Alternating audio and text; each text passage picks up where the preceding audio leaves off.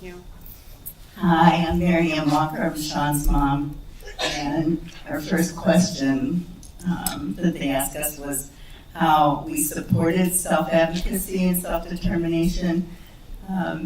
Sean mentioned this, but I think we were really blessed that he was our fourth child. And when he came along, one of the things I was able to kind of determine was how much was child and how much was cerebral palsy sometimes. And he's right about his older brothers and sisters. They helped with self-advocacy. I still remember friends being horrified because they would play Nerf ball and hit each other on the head, and Sean too, with the Nerf balls, or the day that they fed him a lemon to see what his reaction would be. People thought this was just horrible, but I always looked at it that Sean was bigger than the disability, and so from that standpoint, it was one of those things that in itself was advocating for him. Also, we did go to United Cerebral Palsy for his preschool first, and we used to have, the moms would stay in a kitchen and we had our own support group, and then while they were having preschool, and I think, I didn't realize it then, but I think that was also a way that I became one of his advocates, because in learning about the other kids and also seeing him just having the fun in preschool, and also, whenever he went to Youth Challenge, also he went at 4 years of age, and he's still with them to this day, as he said, as a coach. But the day that he went in there, he said to me, he turned around and said to me, "You can go home now."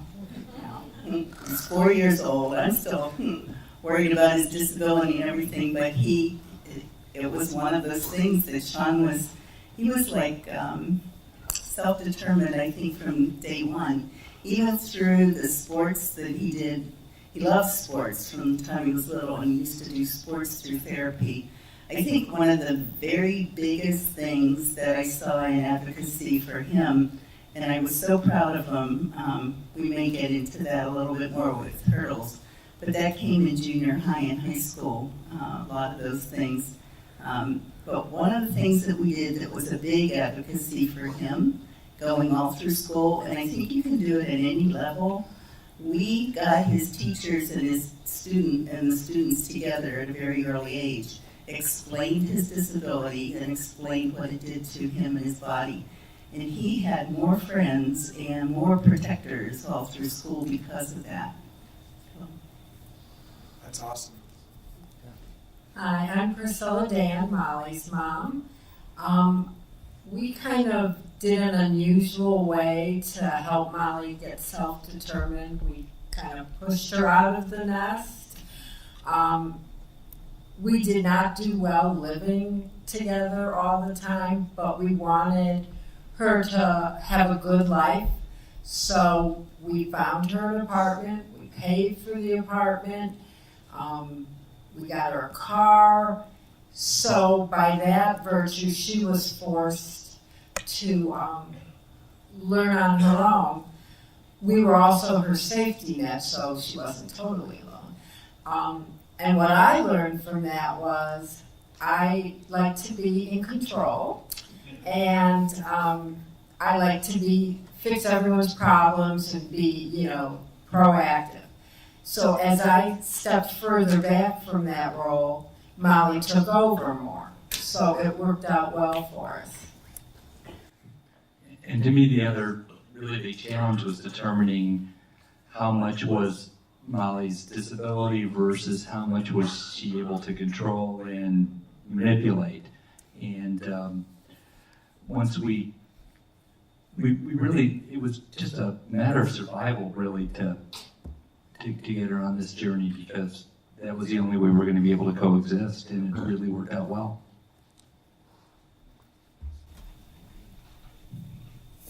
Hi, I'm Susan Blatt. I'm Grace's mom.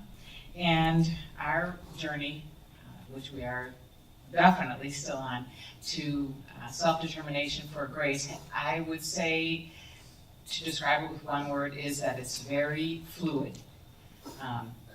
It was certainly not anything that I could plan or that she could plan in the early years of elementary school. I can't even say we really thought about planning much because we were so determined to just get through elementary school and get those social skills under control and really find out what it is that she wanted to do. So after elementary school, high school, she chose her own high school. She had a plan, she was very excited about it, and it started out great until it didn't. And then we had to drop back, we had to say, okay, what's next? And Grace then had to make a plan. It's a huge disappointment in life to have to make a plan at that age and say, well, this isn't working, I need something else. She chose another school. It worked very well for her. And so after that came college time, and I wanted her to make her own decision where she wanted to attend and what she wanted to study, and she wanted to do that very much.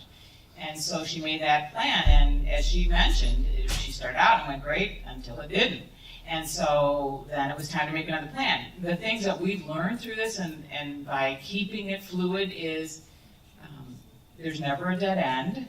There are always options if you're open to them. We're very open with each other, as she mentioned, and I think was trying to really bring across is being very honest. This is the situation. These are the challenges, and this is probably how other people are perceiving this. So you've got to work around it because autism doesn't go away. And it may seem unfair that you are the one making the adjustments, but you'll be the happier person in the long run. And so she's really learned to make those adjustments. The journey looks a little different. As she mentioned, she has two siblings. I have two other daughters that have Down syndrome.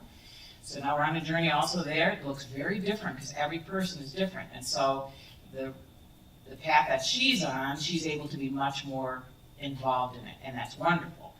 But it does require a lot of fluidity. We've learned, don't make the plan too far in advance, and don't set it in stone, and don't put your feet down and say this is what it's going to be, because if it doesn't work that way and you have to make another plan, it's not the end of the world. In fact, sometimes the plans that crumbled, she wound up with a much better situation that she never would have even tried until she had to make that decision. So it really is a stop and start, but we just go an inch at a time. I think somebody else mentioned small steps.